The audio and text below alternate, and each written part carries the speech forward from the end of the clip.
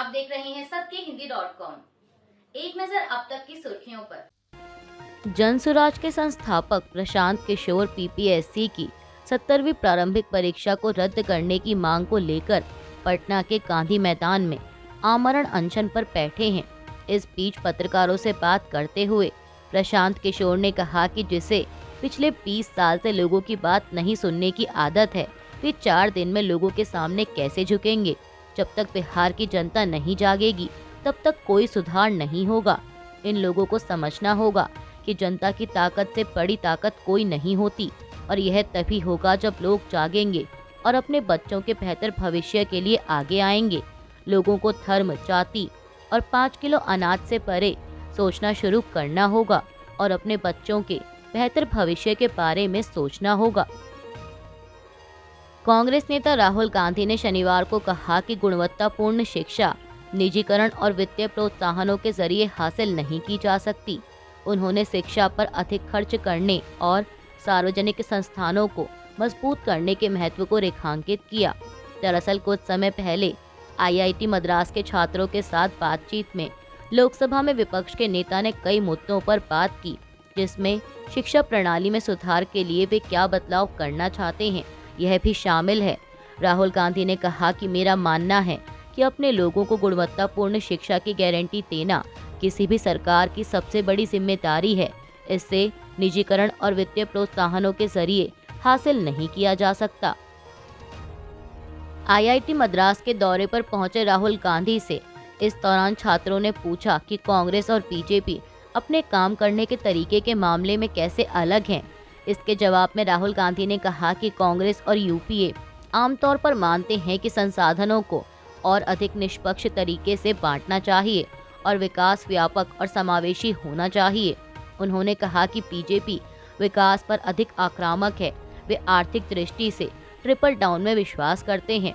सामाजिक मोर्चे पर हम महसूस करते हैं कि समाज जितना अधिक सामंजस्यपूर्ण होगा, जितने कम लोग लड़ेंगे, देश के लिए उतना ही बेहतर होगा। अंतर्राष्ट्रीय संबंधों के मोर्चे पर अन्य देशों के साथ हमारे संबंध के तरीके में संभवतः कुछ मतभेद हैं, लेकिन यह समान होगा। समाजवादी पार्टी प्रमुख अखिलेश यादव ने शनिवार को राज्य में सत्तारूढ़ भाजपा पर भ्रष्टाचार का आरोप लगाते हुए कहा कि उनकी पार्टी का लक्ष्य 2027 में होने वाले विधानसभा चुनाव जीतकर पीडीए की सरकार बनाना है। आपको बता दें कि पीडीए अखिलेश यादव द्वारा पिछड़े, दलित, अल्पसंख्यक के लिए दिया गया संक्षिप्त नाम है। पार्टी द्वारा जारी एक बयान के अनुसार अखिलेश ने शनिवार को पार्टी मुख्यालय में समाजवादी पार्टी के राष्ट्रीय और राज्य स्तरीय फ्रंटल संगठनों के पदाधिकारियों को संबोधित किया और इस दौरान उन्होंने कहा कि हमारा लक्ष्य 2027 का विधानसभा चुनाव जीतकर उत्तर प्रदेश में पीडीए की सरकार बनाना है। बेंगलुरु के एक सिविल कोर्ट ने शनिवार को इंजीनियर अतुल सुभाष की पत्नी निकिता सिंघानिया, उनकी मां निशा सिंघानिया और भाई अनुराग सिंघानिया को आत्महत्या के लिए उकसाने के मामले में जमानत दे दी है। बता दें कि 34 वर्षीय इंजीनियर ने 9 दिसंबर को बेंगलुरु में अपनी पत्नी और उसके परिवार पर उत्पीड़न का आरोप लगाते हुए आत्महत्या कर ली थी। अभियोजन पक्ष के अनुसार तीनों आरोपी अदालत के समक्ष पेश हुए, जहां उन्हें जमानत मिल गई। इसरो के स्पेडेक्स मिशन के साथ अंतरिक्ष में एक लोबिया का बीज भेजा गया था, जो कि 4 दिनों में अंकुरित हो गया है। इसरो यानी भारतीय अंतरिक्ष अनुसंधान संगठन ने तस्वीर जारी कर इसकी जानकारी दी और साथ ही जल्द ही इसमें पत्तियां आने की भी उम्मीद जताई। आपको बता दें कि भारत का स्पेडेक्स मिशन 30 दिसंबर को श्री हरिकोटा स्थित सतीश धवन अंतरिक्ष केंद्र से रात करीब 10 बजे लॉन्च किया गया था। स्पेडेक्स का अर्थ है स्पेस डॉकिंग एक्सपेरिमेंट।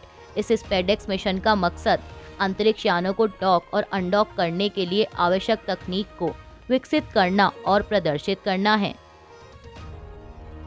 राष्ट्रीय हरित अधिकरण की भोपाल बेंच में एक याचिका दायर की गई है, जिसमें मध्य प्रदेश की सरकार से आश्वासन मांगा गया है कि यूनियन कार्बाइड कचरे के निपटान से आसपास के इलाकों में रहने वाले लोगों को कोई नुकसान ना हो।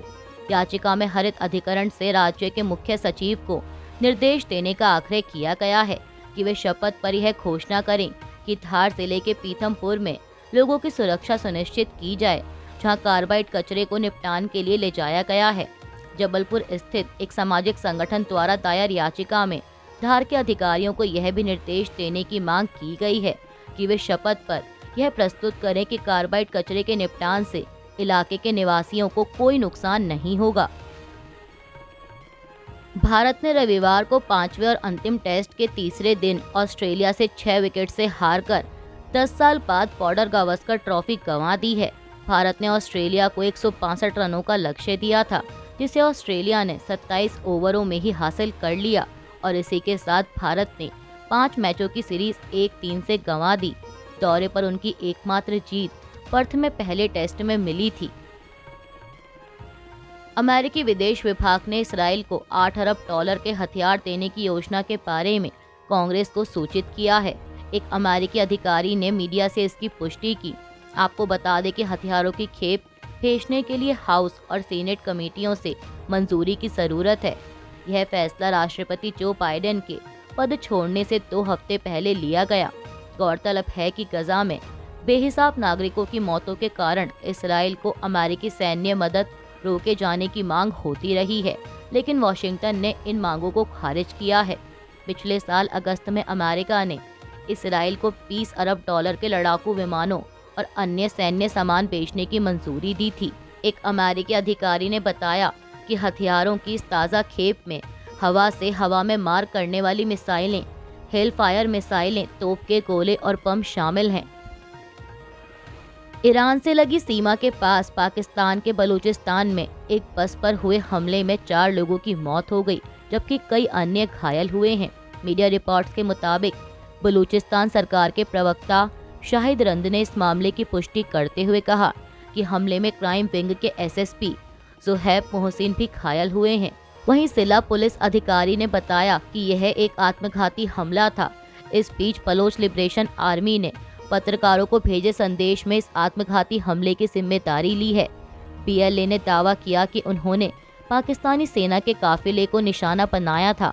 हालांकि पाकिस्तानी सेना ने अभी तक इस संबंध में कोई बयान जारी नहीं किया है। अभी के लिए बस इतना ही। बाकी की खबरों के लिए बने रहिए सबके हिंदी.com के साथ।